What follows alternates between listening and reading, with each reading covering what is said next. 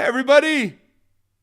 Welcome to the Vox Podcast. Guys, it's a big deal. You said that with like very Tim, Seth intonation.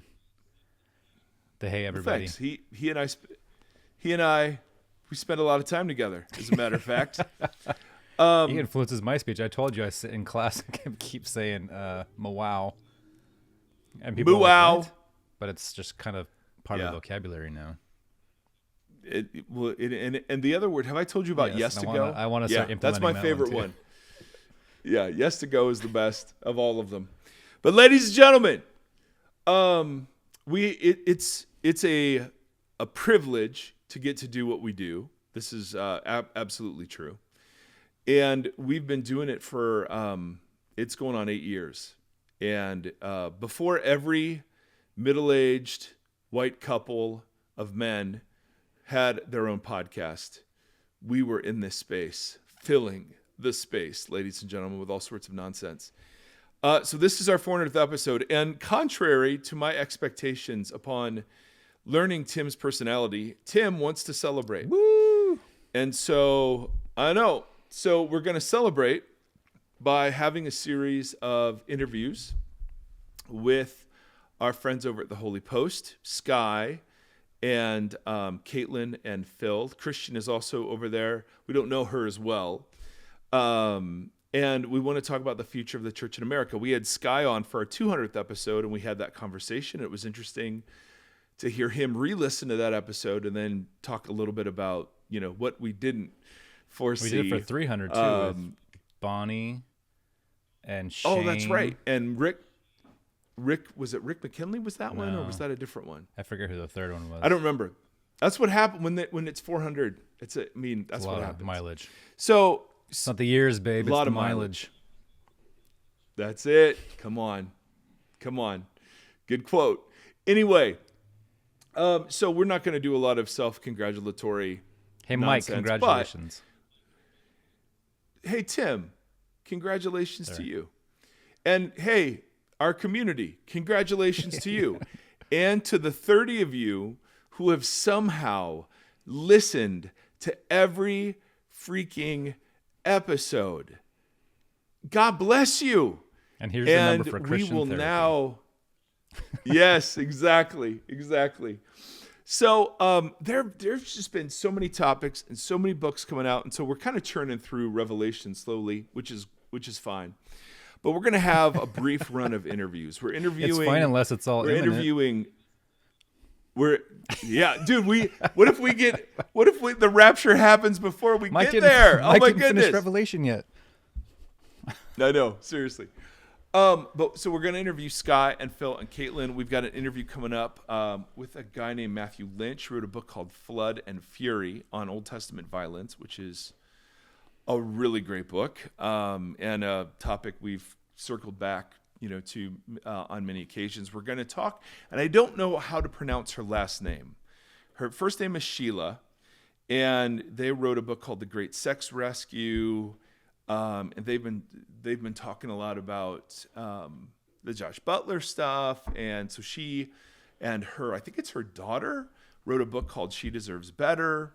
Anyway, they're going to come on sometime in May, so it's chock full of honey goodness, ladies and gentlemen. Stay tuned. Today, though, we want to do just a couple of things. Number one, I wanted to do some shout outs. I'm way behind on the Patreon thank yous and shout outs. And so I wanted to say thank you to Steve and Betty and Danielle and Craig and Amanda and Sam and Bob and Sarah and Carissa for coming on to our Patreon team. We have folks that give through tithe.ly. And then we also have folks that give through patreon.com. And you can go to voxologypodcast.com. For either of those links, if you're interested. We are, as always, a 501c3 that is crowdfunded, and just super grateful that we get to pay our expenses in doing this. And so thank you to all of you who have come on board. I wanted to do a quick question from an emailer. She is one of those, I think, who've probably listened to most, if not all of them. And she said, you haven't read listener questions for a while, so I thought I would supply one. And the issue is never lacking listener questions. We have more than we know what to do with. The issue is always the time.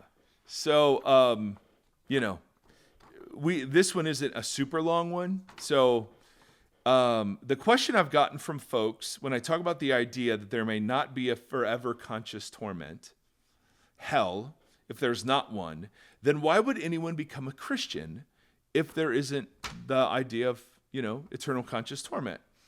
When I first heard that, I was shocked. Like avoiding hell is the only reason you came to faith?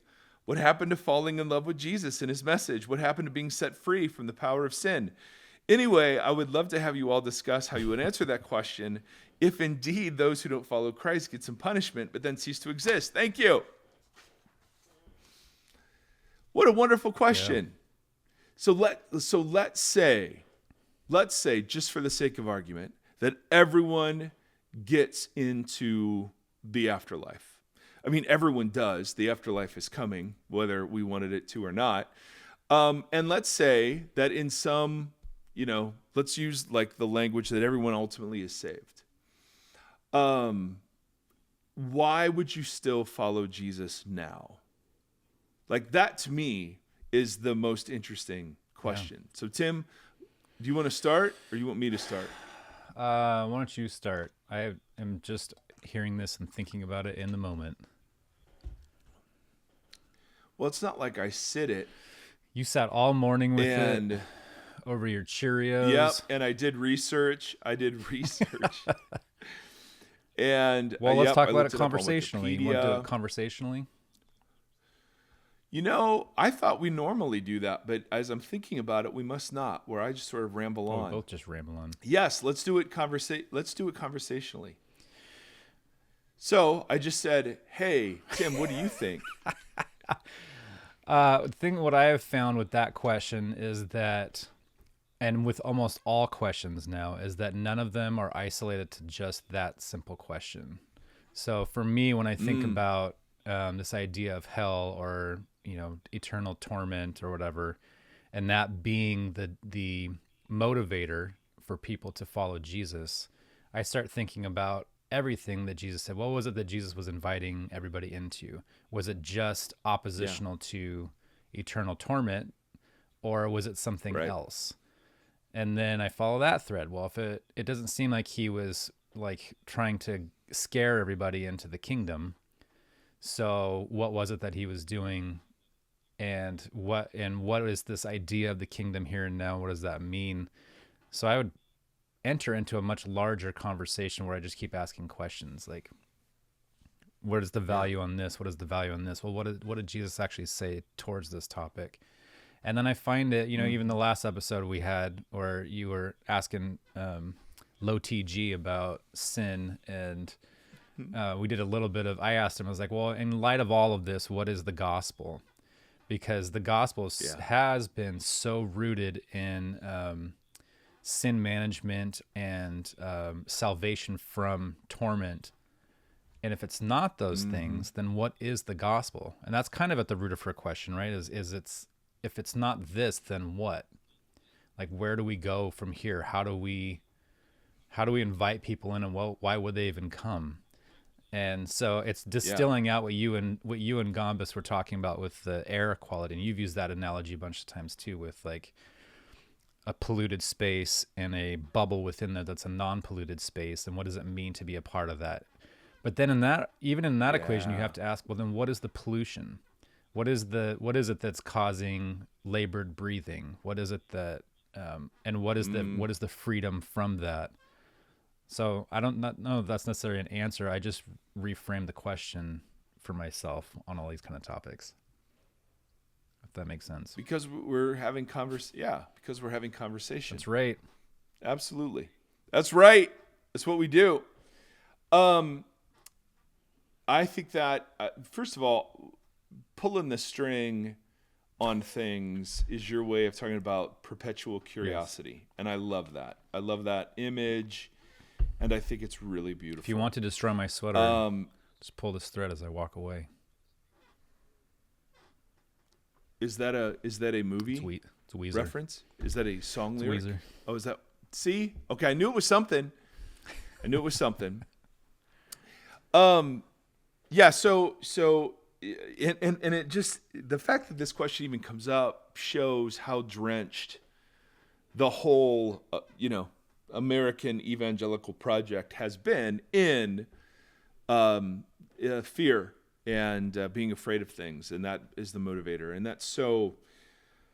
And the reason we spend time with Gombis talking about very heady things and is trying to get us out of a view of the world that sees nothing but things to be afraid of everywhere, including God.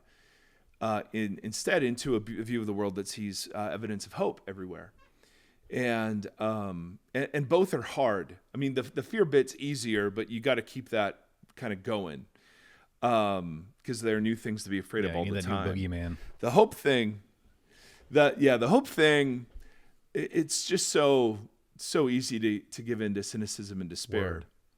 And I fight that like crazy, as I know you do as well, my young Jedi friend. But if someone said, okay, you're going to be saved anyway, let's make it that, like, you're already in. Why would you follow Jesus?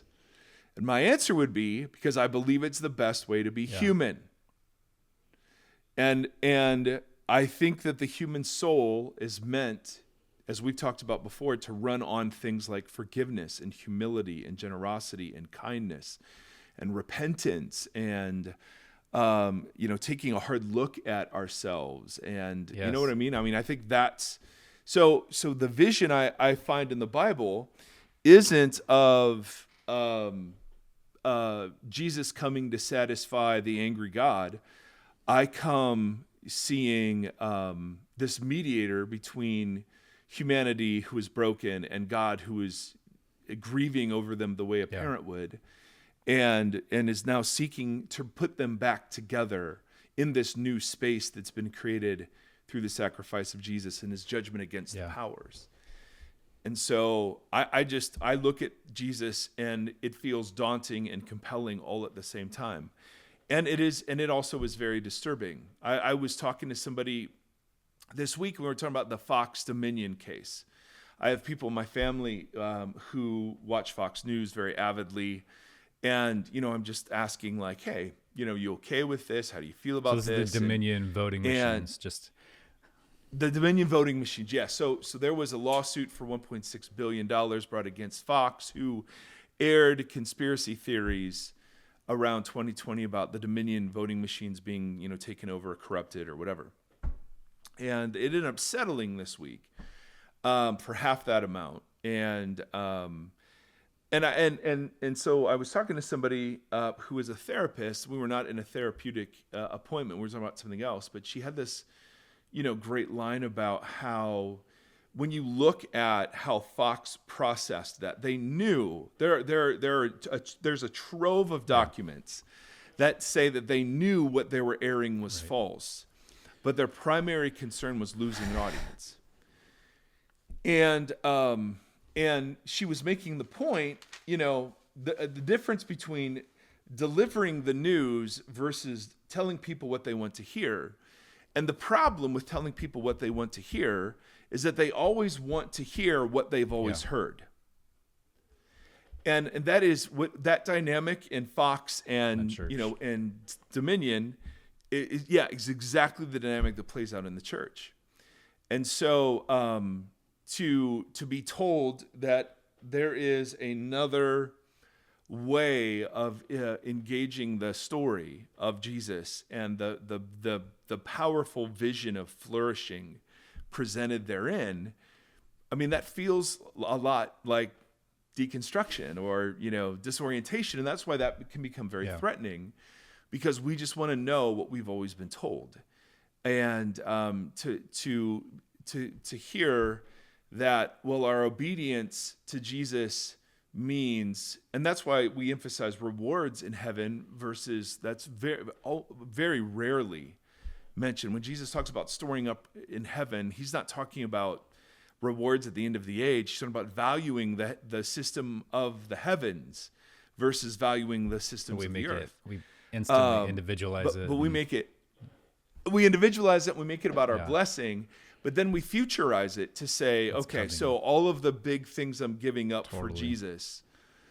like I just believe that that he presents us with a way to be human that is the best way to be human out of our brokenness. And that doesn't negate our continued brokenness and our struggle to flourish and none of those things. It gives hope within it. But absolutely. And it gives us a place to aim. And if you believe, like I do, that Jesus is actually partnering with us in the process through his Spirit, then to me, I'm not occupied by all the things I'm missing. I'm occupied with how cleaner the air seems to be. It's so much more compelling. Like when you break down. So I was thinking while you were talking, I was thinking about her question and how I would have tried to have answered it 20 years ago. And you know what I mean, though? Like in just being unable to authentically answer it because I don't know how to like quantify hell and judgment and what's what. Like, we always joke around about boys in youth group and the number one question was always, how far is too far? Yeah. Based on like sexual interactions with girls or whatever. And even that question is based in avoiding punishment. It wasn't a conversation to talk about what a healthy sexual ethic looks like. It was a conversation about what can I get away with and still be okay. And so you're living in like your posture is just always in a looking over your shoulder and then looking over everyone else's shoulder to see where you stand in relation to the other people around you. Like, are they doing better than me? Are they more along the Jesus line than I am? But instead, I can honestly say for the first time in my life, like this idea of human flourishing and this idea of Jesus and God seeking to, redeem humanity and the role that we play in that, I find that really compelling and like really hopeful. Yeah. And when I look at the world and I think about how that means when it pushing against selfishness, looking out for my neighbor, looking for those in need, I think that's all really compelling stuff. And now when I get asked that kind of question, I can say it with like an assuredness that 20 years ago I could not have mustered up. And I'm so thankful for that. So you and I both taught on Easter. And so right around that time, Easter stuff was popping up. And there was all that kind of like what we used to call 20 years ago when I would give these talks at camps, like the gory and the glory of the cross. Like you do one night that's just about all the lashes that he took. And like you try to like emotionally manipulate kids into a position where they feel vulnerable and they feel shameful. So that you can deliver a redemptive story the next night. And I even now, like I'm cringing so hard just thinking about the things that I said out loud to so many kids. But how I would address that now, how I would present that now, oh man, it's literally upside down. Like it's completely different. Yep. And it's the same quote unquote faith, but my understanding of it now is so dramatically different and so hopeful and so encouraging. And I don't know. Yep. I find it so much more than I ever thought it was in the first place. And I'm so thankful for that. Amen, dude. That's so good. Yeah, I couldn't agree more, Tim. Well said. I just think that if the answer is I'm only following Jesus to avoid being punished, then I would just encourage you to stop following Jesus, because you're not following Jesus at that point. You know what I mean? And go do your thing. Go do it, and see if that's the better way to live. Go for it. Jesus isn't up there, and he's not even up there. He's all around us. Jesus isn't out there looking at the world, going, guys, really. There are these rules I really want you to live into, and I mean there are rewards for those, and I'm really pissed if you don't. I mean, can you, if Jesus is in any way, shape, or form like Jesus is presented in the Bible, and that the God who created the world is like the God revealed in Jesus, surely the best that God can do isn't, hey, get this freaking right or you're toast. Yeah. What? There's your holy toast there. It's maniacal. Yes, that is a reference to a future interview that we'll be doing. I just looked into the future, and that's what I found. Yeah, you did. Yes. So I just think I feel so badly for people like that. I used to be one. And I feel so badly for the Christianity that introduces them to that way of thinking about God. Now, do I think judgment is real? Dude, totally. And there will be an accounting. Absolutely. But there are so many other ways to conceive of this beyond a judicial guilty or innocent verdict that I just don't think that what the Bible's primary concern is what happens when you die. Thank God that God is bigger than our imaginations. God's bigger than the boogeyman. I've told you, bro. I wouldn't go that many far, times. but I'm just saying he's bigger than our imaginations. The boogeyman, though? So ladies and gentlemen, happy 400th episode. Maybe for you this is number 53. Or number 2. I mean, Maybe great job getting through that. Maybe this is the first one. And last episode. In which case, welcome and goodbye. Maybe they haven't even made it this far. Maybe they went for that Seth intro and it was like, nope, he isn't here, so I'm out. Anyway, we are deeply grateful to God for allowing us to do this. I'm grateful to Tim for being such a great, faithful partner. Man, grateful we have a leadership team, and we've thanked all the folks by name on occasion. But this has just been a wonderful thing we never saw coming. And what a joy to grow and learn together. Thank you for the incredible insights, references. You guys do a lot more than you realize. Yep. So thank you. So this is Skye and on the future of the church. And you can find him online, Skye Jethani. So he's ethnically ambiguous. So how did you refer to yourself? Ethically ambiguous? Ethically ambiguous. Yeah, exactly. Anyway, hope you enjoy. Thanks, guys.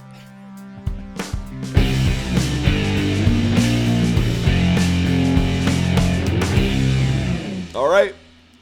Timothy, count us in. We're recording, bud. Oh, crap.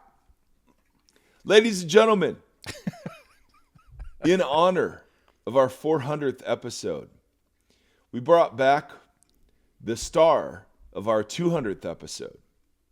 Is that right? Was it 200? Because it was 4 years ago. Yeah, that's right. I think it was 200. Yeah.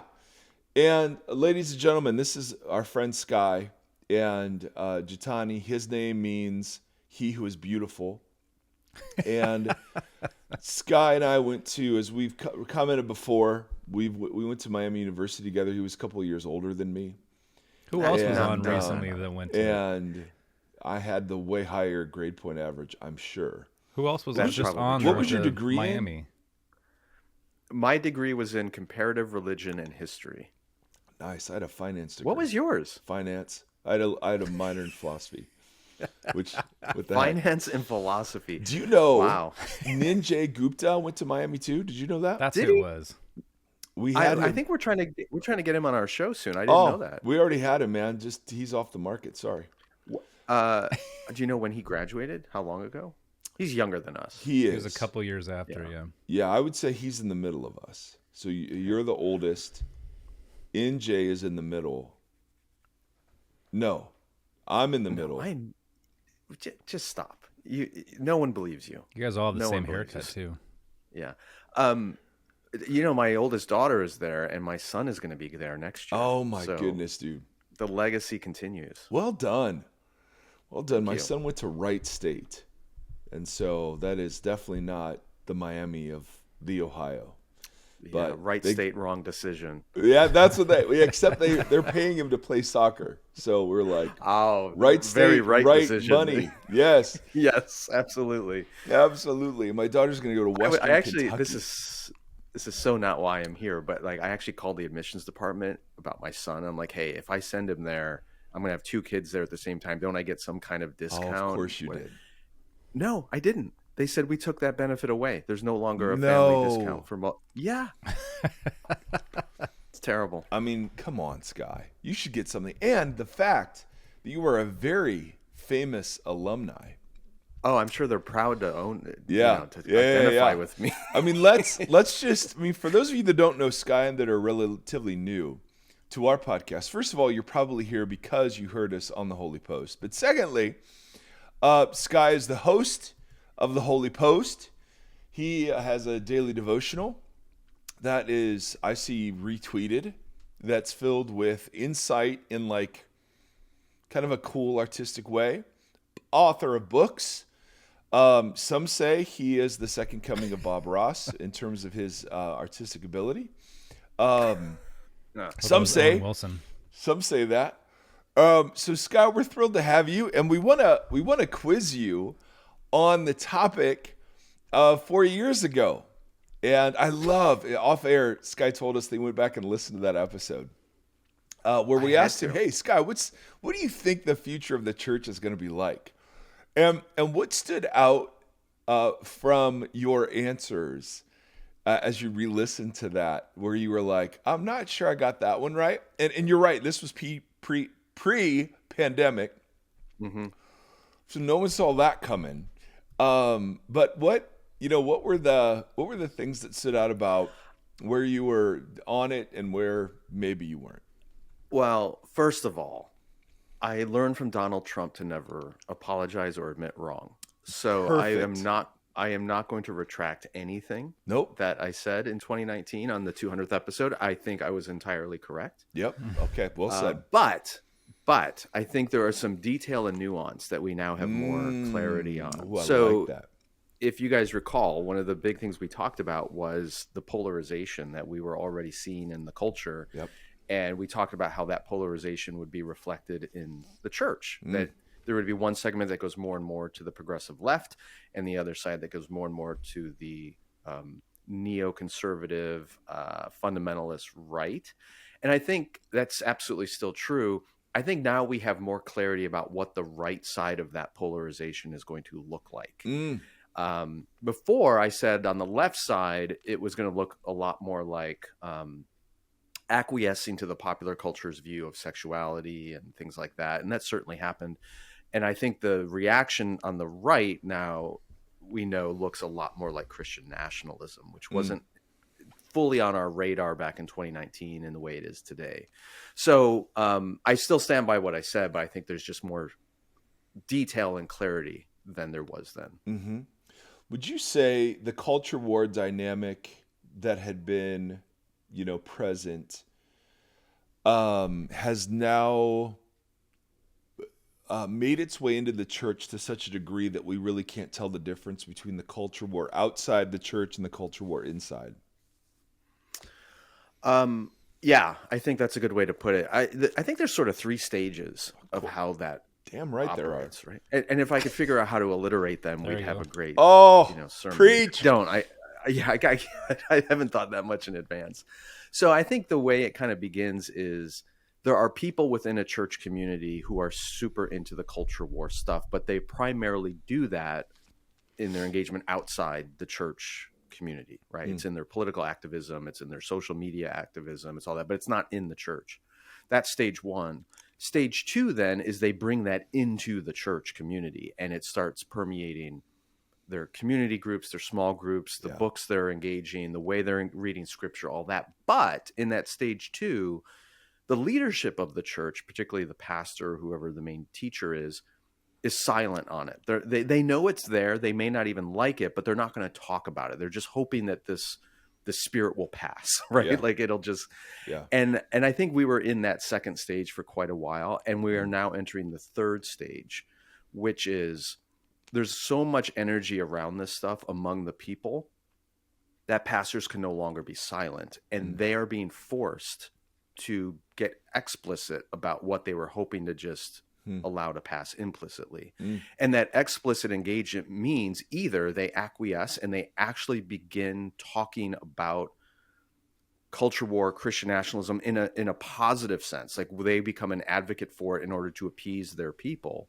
Or if they're unwilling to do that, they will probably be driven out of the church. So I think we're in that third stage now, which is really kind of creepy because what it's forcing leaders to do is redefine what their mission is and what even the calling of the church is. Right. And this is especially susceptible to those in evangelicalism because historically evangelicalism has been a populist movement and it thrives on giving the people what they want. Right. And now the people are saying, we want culture war, we want Christian nationalism, at least on the right side of the spectrum. And the pastor who doesn't offer that is not going to be tolerated. So I think that's where we are now. Yeah, that speaks a bit to my experience. I was shocked at, but not surprised, at the vehemence around masks, vaccines in the church community. I mean, that was rough. We had a service where masks were required. We had a service where they were not, and still people were leaving and complaining. Yeah. And it was just an interesting, like, wow, I really didn't know how best to navigate those waters.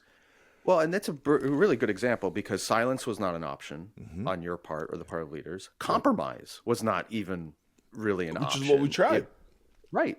So it became you were either with us or you are against us. Right. Whatever side they were on. And a leader is caught in the middle where, whether or not you define this as like a gospel issue or a mandate of the church to favor, forget masks, pick something even more innocuous. It's becoming increasingly intolerable to tolerate anything that you don't agree with. Like so Bud that's Light. really sad. So I don't think that trend's going anywhere. It's going to continue.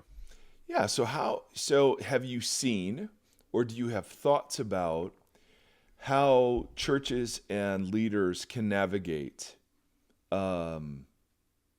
between those temptations of acquiescence or, becoming hardened in a specific predetermined category, either for or against? Do you know what I mean? Like, so saying nothing is not an option, and then trying to harden either into anti or pro, whatever the issue is, and then the church takes the shape of whatever ideology the issue represents. Do you see or have hope for other imaginative means of navigating these waters? No.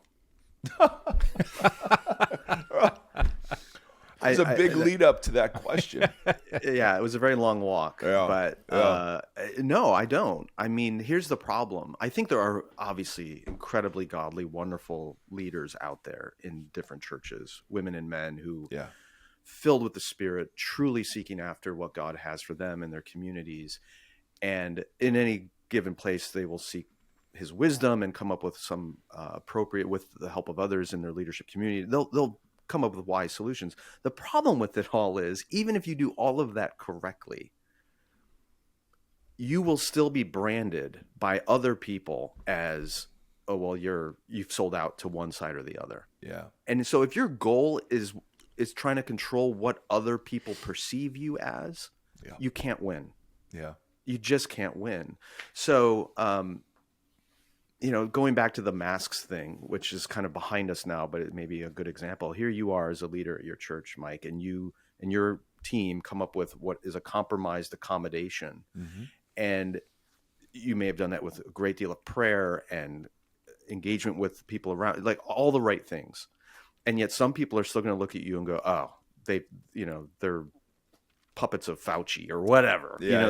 You can't, so there's no winning here. And so you have to then redefine what is a win. And that, I would say, you have to disconnect your ego, your sense of value, and your definition of faithfulness. You have to completely disconnect that from how the people respond. And it has to be a clear conscience before God. Right. That Which I, is as a what leader- it should have been the whole Right. time.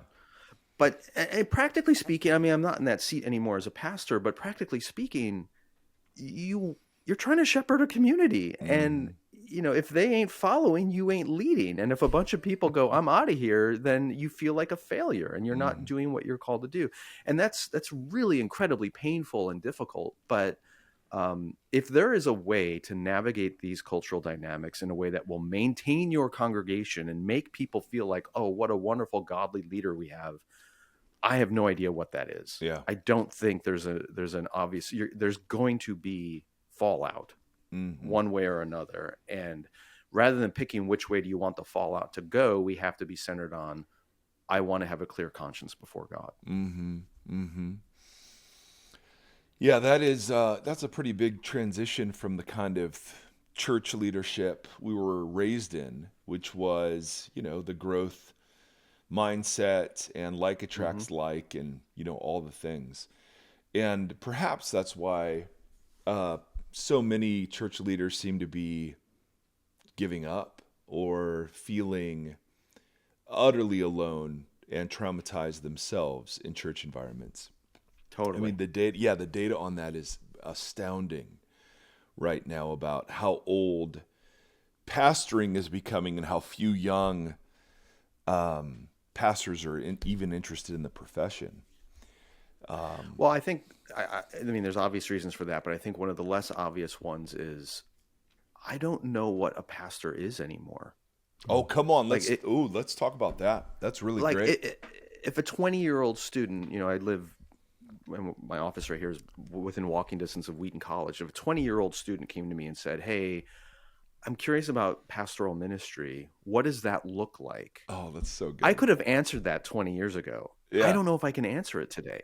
That's so good. I'm not sure. And that's not all bad, but I don't know what it looks like. And I think there were people who got into it who are our age and early 30s. Right, early 30s. And the definition has so fundamentally changed. A lot of them are going, I don't know if I can do this. Oh, it's maybe it was always about managing conflict, but it seems like it's just that's the primary job. Mm-hmm. Yeah, and there was a lot of there's some great books that have been written about the church in the United States leading up to and during the Civil War. And one of the consistent findings is congregations and church leaders tended to have their viewpoints and theology defined by where their feet were. Right? If you were in the South as a white church, you had a certain view of Scripture, a certain view of slavery, certain view of all these different issues. And if you were in the North, it was a different view. And my suspicion is that's what's happening again, where if you're in a predominantly blue community, in order to maintain that congregation, you're going to have to acquiesce to the values of blue America. And if you were in a predominantly red community, you're going to have to acquiesce to the values of red America.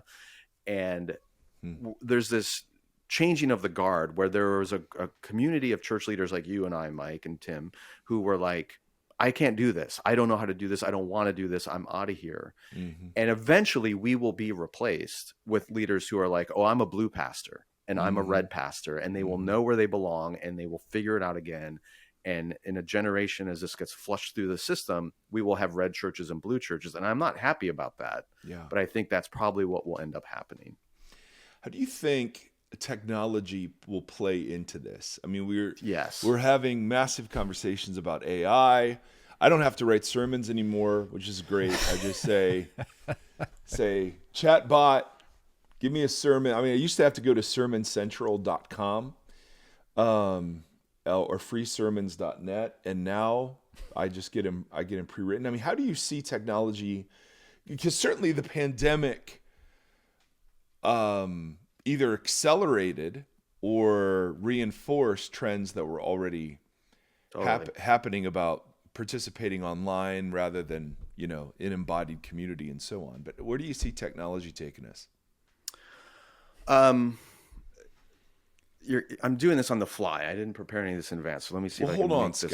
Hold on, Skye. We know you're smart, okay? We trust the fly. We trust the fly. Go on the fly. Okay, so I think AI will do to intelligent communication what pornography did to sexual intimacy. Oh! If that's on the fly? That's on the fly. So, say more. So as sexual creatures, we have a desire for sexual intimacy, and there's a design for how that is to be fulfilled. And, we may disagree about some of the details of that, but it's supposed to be, from a Christian point of view, within the covenant of marriage and intimate monogamy with another person with whom we share our whole life. That's where the, sexual fulfillment is supposed to happen. But along comes internet pornography, and it allows for an immediate gratification of that desire in a substandard way. And it ends up doing harm then to the genuine form of sexual intimacy that we are created for. And you can look at different statistics, especially around young people. Fewer of them are dating, fewer of them are having sexual relations inside or outside of marriage, for that matter. Places like Japan, they're not even having children anymore. People aren't getting, like, it's completely disrupting the human biological expression of sexuality, because there's this facsimile, this fake alternative that's now widely available in a device in everyone's pocket. Likewise, we have this need for intelligent communication, for thoughtful engagement with ideas, and we used to gather around a theologically trained person like a pastor to help us understand the scriptures and apply it to our community. And, we did all that, not just in disembodied ways, but in incarnate community. And AI comes along and makes it so much easier and cheaper to get that content, but it's not an actual incarnate human through whom we are getting it. It's just this algorithm or this bot online. And I fear that it will be wildly attractive because of its convenience, and it will erode the depth and meaning that real human communication is intended to supply us. So I think it will profoundly lower the cost and entry point for quote unquote Christian content. And that will take away yet another reason for people to be engaged in a local church. Now, the upside of that is the more artificial something becomes, the more valuable the genuine article becomes as well. So my hope is that as sermons and Christian content, all that stuff becomes ubiquitous and available instantaneously for anybody, anywhere, there's more desire for genuine Christian community, and the church becomes more and more centered around that, rather than hearing one person lecture for 30 or 40 minutes in a pulpit. So that's probably the silver lining in it all. Yeah. So that kind of changes the conversation around the sermon-centric model that was already being had. Right. And now it's just accelerated to a different, or it's got a whole different, like, ornaments hanging on it. It's Right. interesting. Yeah. Because we see that a lot in the classroom, because now we have to, like, proofread papers for plagiarism, and now we have to proofread for the Chat GPT. This is a whole new feature, but it's hard to catch because it writes in plain language. You have to, like, know the text that the kids would be using, because it still struggles with pulling text in correctly, and so it'll make up examples if it can't find examples. And then right now it's the only clear indicator, if you're just reading it with your brain and your eyes, that you see, Really? any discrepancy. Yeah, because it comes out really clean. Yeah. So I get. Oh, go ahead. Go ahead. Well, it's like, apply that to the pulpit then. Yeah. Like it used to be, well, I want to go to this church because the preaching is, has this excellent, thoughtful, intelligent, whatever. Or I listen to, pick your celebrity preacher, Tim Keller or whatever, because he's so brilliant. Well, I could go to Chat GPT right now and say, give me a Tim Keller-esque sermon on whatever passage of the Bible I want, and I can get up in the pulpit and do that. So I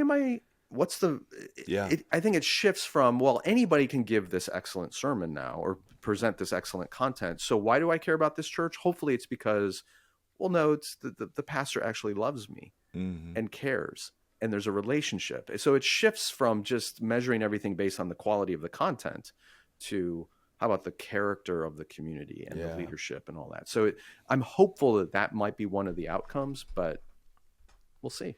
Yeah. Did I read, Mike? Did I send you? Can I just read this real quick? Because this conversation is happening all the time, and so they took. Do you guys know who Nick Cave is? Nick Cave and the Bad Seeds, musician. Yes. Great old English poetic singer songwriter, and he will interact with his fans on his website. And somebody did a Chat GPT thing to write lyrics. They're like, write me a Nick Cave song. and it wrote this song that was dealing with all these topics, and it sounded like it.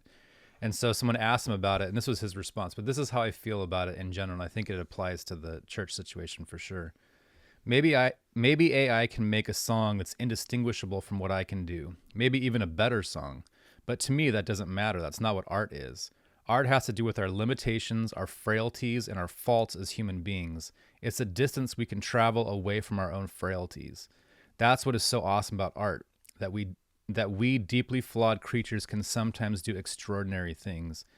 AI just doesn't have any of that stuff going on. Ultimately, it has no limitations. So therefore, it can't inhabit the true transcendent artistic experience. It has nothing to transcend. So I thought that was that idea of like so much of what's good about humanity will often come from the struggle or dealing with that kind of stuff. And you lose that immediately with these kind of formed things. Tim, how do we know that what you read wasn't created by AI? It's a great question. Dang. We're just going to be enslaved by technology, and then someone named Neo is going to come and save us all. That's right. The real challenge of AI is it's forcing us to ask the question, what does it mean to be human? Yeah. And yeah, it's fascinating. It's really, really fascinating. And if the church doesn't have a genuine response to that, we should just go home. Close the doors. Take your ball and go home. Yeah, absolutely. I want to shift topics a little bit to the Me Too movement, the exposing of so many corrupted individuals and systems and structures that we've been seeing over the last several years. And then the re-engaging of the gender wars in the complementary and egalitarian, circles. How do you see the future of the church playing out when it comes to men and women leading together? I don't think there's one future. I think what we're seeing is that there's a sizable portion of what had been American evangelicalism that is being increasingly convinced that the scriptures advocate for an egalitarian approach where people are installed in leadership based on their maturity and gifting rather than their gender. And then there is a reaction to that for various reasons, some better than others, that are saying, no. We need to maintain the strict complementarian point of view, which is, male authority and leadership only. And it's going in both directions at the same time. I think what's changed is for a long time, there was a general widespread willingness to tolerate the other side. It wasn't seen as a salvific level issue of disagreement. And increasingly it is. It is intolerable to have someone with another point of view share fellowship with you. Right. And that is what's changed. So like so many other things, there's no ambiguities anymore. There's no mystery. There's no gray. There's no graciousness on either side. So we're seeing it. The Southern Baptists and other groups, like, you are on one side or the other, and that's it. Yeah. So again, it's that death to the ego wanting to be approved of by all factions. That's just simply not right. Which and gives, I guess it gives credence a bit to the way Jesus was seen in his culture war. The different factions and why they would oppose him seems to speak to, okay, well, that's not new. If you're going to try to be word made flesh, opposition's part of the package. But in the church, man, Skye, I just think you're so right. We've been used to the growth mindset that everything we do is great, accepted, liked, and when there's massive amounts of pushback, where do you see sexuality in the conversation going? So the Beautiful Union book that came out by Josh Butler, the book's out now and people are, still processing and reacting, but from Josh's perspective, this was a good faith attempt to articulate the attractiveness of God's vision for sexuality, and even in the church, I mean, that's not being received well. So I'm finding that the same dynamic you're identifying in either acquiescing or hardening is at play in how we talk about sexuality. But where do you see all of that going? Is it the same thing, that we're just trapped into this endless cycle of one side or the other? Do you feel like there are places where Christians can articulate a compelling sexual ethic in ways that the others in the church might find compelling? I mean, what are your thoughts on that? Oh gosh, you're really asking me to step into it now. It's on the fly. It's all the disclaimer on the fly. This is on the fly. I was not prepared for this topic at all, or any of the others we've discussed. Perfect. So here's let me complicate the question. Oh, perfect. So we tend to think about these things on a spectrum, and it's complementarian or egalitarian or whatever, and you're on one side or the other. Mm-hmm. I think there's actually 4 quadrants here. In other words, there's a y-axis and an x-axis. Dude, hell yes. We're the Gen X axis, baby. That's right. And the Gen Y axis could. Okay, go ahead. Okay, so there definitely is a complementarian, egalitarian. Let's present that as the x-axis, right? Yes, right or left. Yes, but then there's this y-axis, the vertical axis, and what that for me is there are some people who hold a very high view of sexuality or gender, in general. Like it's a significant, if not primary, lens through which they interpret everything. Right? It's through which they understand the gospel. They read the Bible, they look at society. Everything is through that male, female, sexuality, gender, all that stuff. And then there are people for whom it's lower. Yeah. It's there, but it's not a primary lens through which they see things. That's good. And I think one of the errors that Josh Butler fell into, or what his critics, people are arguing with him about right and left kind of stuff. And my bigger critique would be, I just think he holds a much higher importance, the lens of sexuality, than I do, or than that Scripture does. And so it's a little bit like, this is getting me in trouble, Mike. You're getting me in big trouble. It's never. It's a little bit like the race or culture thing. Ooh. Right? Race is a real thing, at least in a sociological sense, not a genetic one, but in a sociological sense. Culture, ethnicity is a real thing, and it's in Scripture. Is it the primary way we are to see ourselves or other people? I would argue no. It's a way that we need to acknowledge identity, but it's not the identity or the lens through which we interpret everything. So I think that's the other side of this. It's not just what view do you hold of women in leadership, or what view do you hold of gender and sexuality? It's how highly do you hold it? And that's the other part of disagreement. And I think a lot of the energy on the right, it's not just that they're holding to a complementarian view or a patriarchal point of view or whatever.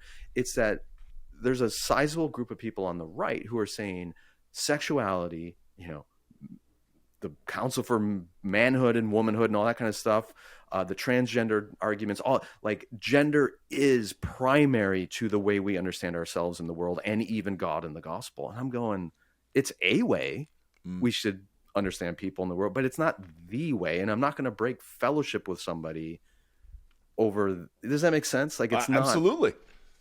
So for me, that's my bigger beef is I think his book, and I haven't read the whole thing, but it's elevating that as such a significant lens beyond what I think Scripture does and beyond what historical theology does, that it ended up getting him into some hot water then on the right-left axis, right, where people started freaking out. I don't know. I mean, Tim, what do you think about that on the fly? I thought that was all right. It was pretty good. Yeah. Okay. We'll keep it in. Skye. Before Wait, we I have let one you more. go, Can I ask one more question before we cut it? Yes. So on the Holy Post last week, at the end of the news segment, you guys are having a conversation, and Caitlin had this beautiful response about how we should be trying to, I'm going to butcher this, but try to make a difference in the world, even if we don't think that we can, that we should be active and going out there. And you had a follow-up on how that relates to prayer. And I was wondering, do you remember that enough to like, could you reiterate some of that? Because when I'm thinking about what you guys are talking about with the church, and how the church, how it will exist going forward. So in light of all that kind of stuff, I thought that response fits in here with how there's a posture in which you both framed that. So you framed it through prayer. She framed it through kind of like action and involvement in your communities. How that, because last week we were talking about the church that bought up like the medical debt and paid off all that. And so there's a church intervening in this very specific way that was very tangible and helpful to a group of people, and also set a really beautiful precedent of something that the church could do in an active way. So could you reiterate something just as like a hands and feet in prayer kind of way of being able to see the church in the future? Yeah. I think too often, because of our modern place in history and the way we bifurcate everything, we tend to think of prayer and action as in some ways in opposition to each other. Yeah. It's Mary and Martha. One is active and serving and one is sitting at Jesus' feet. And I think that's a completely false dichotomy. Action is prayer, because if we are doing it in communion with God and his Spirit, then he is cooperating with us in that action. It is prayer. I mean, and prayer is action. So look at the life of Jesus. He was very active. He healed people. He proclaimed the good news. He preached parables and sermons, and he fed people. Like, all that action happens, but then he goes away for a night, a week, 40 days alone to be in communion with the Father. Was he any less in communion with the Father when he was actively healing people? Of course not. It was prayer, because it was in communion with the Father. So when we have opportunity to act, we need to act in communion with God. And when we, for some reason, don't have the ability to act because we're excluded or we don't have power, whatever it might be, well, then we pray, but we are in communion with God and acting through prayer. So we got to lose this idea that it's one or the other. Yeah. Like, in this moment, do we pray or do we act? It's like, no, you do both all the time. And we have to have that more holistic approach to things. And I think one of the reasons we struggle with that, particularly in white evangelicalism, is historically white evangelicals have had so much access to power that they haven't needed prayer. Totally. Because their attitude is, well, we can make things happen the way we want. And as they're losing access to those cultural levers of power, they're freaking out. But I'm going, well, no, it just means maybe we have to change the dynamic of prayer and action, but it's all fruitful. It's all good. And you see tithing, there's no reason to lose hope. Tithing in the history, or in recent history, would kind of be what action had become. Like, I'll just give my money to the church, and then I hope that the church leadership will act upon some form or function in the community that makes sense. But now that we're seeing so many small home churches and small groups meeting, and that's how we meet, I am seeing this, like, you have a platform to be able to do both of those things in congruent, like in tandem with each other, often in your community. And there's a lot of, I don't know, I just think it's really encouraging and very hopeful way as these more small groups are starting to pop up and form around the country. And we get lots of emails about that there's these, it's open. It's like it's lowering the walls to allow for that prayer and that action to be this thing that they do, because they can, I don't know. It's encouraging to see it kind of like catching fire and moving in that way. And I'm seeing that too. We're part of a small house church community thing as well. And if there's one, to end this, wrap it up, like, if I could eliminate, for most of my Christian life, I've heard this dichotomy between be versus do. It's that Mary and Martha thing again, the be versus do. I hate that. I think it's totally bogus and unbiblical. I would love to replace the be versus do language with the language of with or without. That would make a great book. It would be a great book. I did with, now I do without. But with or without means whatever you're doing, whether you are actively engaging in some project in the world or you in prayer, are you doing it with God? Are you in communion with him? And whether you are in solitude alone with your thoughts or you are outside engaged in activism in the world, are you doing that without God? Because if it's without God, then it's meaningless. Yeah. So it's with or without. It's not be or do. Mm. And I hope we can embrace that more, whatever the future holds. If you could identify one or two, this is the last question, one or two corporate disciplines to be embraced that you think are most important for our cultural setting these days. And I'm thinking of things, lament or, whatever.